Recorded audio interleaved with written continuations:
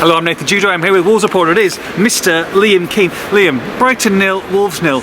Not a classic, not one we'll remember with love at the end of the season, but goodness me, compared to last year, we'll take that, won't we?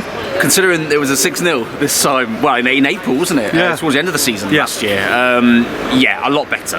I think it's an easy comparison to make, but it's a nice way of showing how far this Wolves team have come. Because I think Brighton had the better of the first half. They had good chances. Wolves had 1 or 2 on the counter, but Brighton had I'd say, the dominated possession, better chances, overall probably... A little more likely to score. More likely to score, better side. And I think it was reversed in the second half, really. Brighton again had a couple of good chances, but Wolves had 2 or 3 on the break. And really should have taken the lead, and within seconds of that second half starting, they should have taken the lead through Mateus Cunha as well. Yeah, look, first half, interesting. Obviously, the main talking point, I guess, was at the very end of the half. Look, Billy Gilmour, Mateus Cunha were at a battle throughout the game. Gilmour was obviously under specific instructions from De Zerbi to really get at Cunha, to make sure that you follow him. It was almost a man-to-man marking job in that first half. Because Cunha makes his Wolves team tick, doesn't he? And look, he obviously is between the midfield and the forward, and that's what makes De Zerbi one of the better coaches in this league. However, Gilmour made a couple of fouls, got away with one, got away with a booking really, was a little bit of an elbow there. Then all of a sudden, Gilmour falls over the end of the half. Cunha gets booked for it, which is a shocking decision from Craig Pawson. It wasn't a booking. Never been it wasn't a foul, I don't think. No. And then Wolves plays at irate. Cunha's irate. He's been held back, and I feel like after that he didn't look like he was quite in the game, did he? Second half. His head went a little bit, Mateus Cunha. And maybe you might say job well done there from Billy Gilmour. Yeah, he was to disrupt, wasn't it, this season? Yeah, exactly. This evening. And considering how important Cunha is to making this Wolves team tick, as I just said, the way that he links midfield, defence and attack together, he is the glue for this attacking side. And it was important for Brighton to keep him quiet. But if he takes that chance seconds into the second half, which he had 2 bites of it, and the second one he definitely should have hit the target minimum, probably score. Or he takes that chance when Neto runs through, plays a lovely ball to the back post. Cunha, who's been told time and time again by Gary Neal, got a lot better at it this season, arriving at the far post. Gamble, get yourself out there. He goes to make the run and stops himself waiting for the cutback.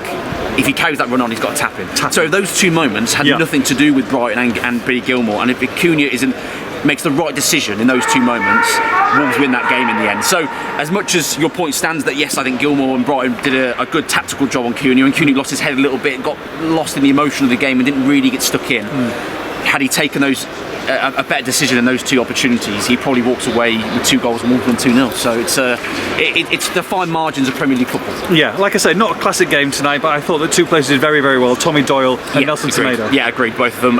Semedo, there was one recovery tackle. Someone did mention to me on Twitter that it might have been offside, but the linesman didn't flag.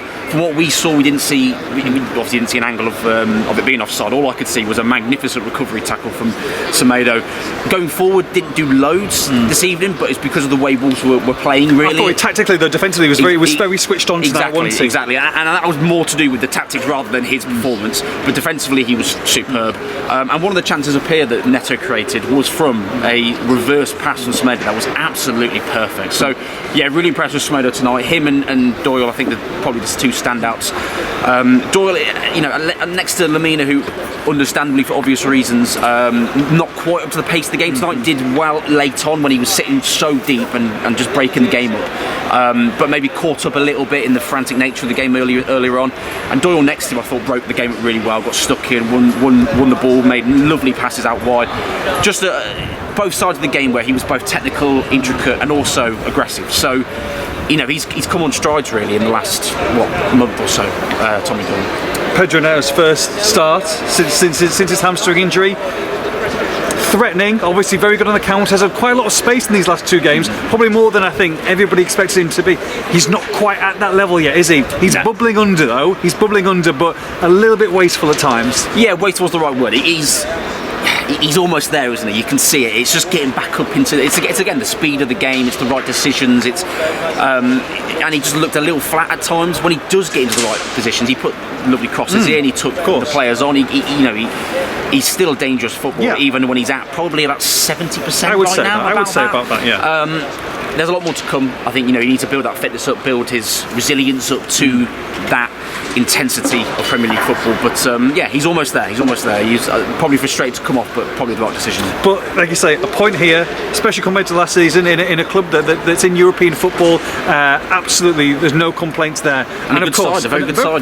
Very good side. They were a bit shot shy tonight. I think a lot of the fans were kind of frustrated at Brighton. There were a couple around us who were a little bit strange, but it's fine. We move on though, and I think everybody now, let's get this over. Let's get out with a point. Gary Neal, I think, will be a little bit disappointed because you look at Jason Seals, probably the busier keep tonight. Jose said, I didn't really have a save to make, but all the fans are looking forward to Sunday, 11:45 kickoff at the Hawthorns. It's West Brom, it's Wolves, and well, it's just going to be. It's going to be delicious. It's got fireworks written all over it, hasn't it?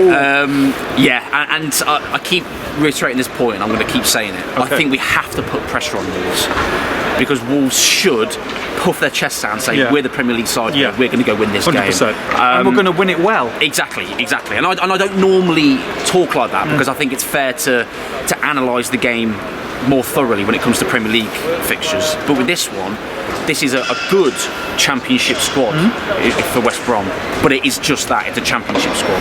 This is a very light Wolves team. You know, they've got small in numbers, but a very talented side that is it's 6 unbeaten now all competitions. They're in a good place.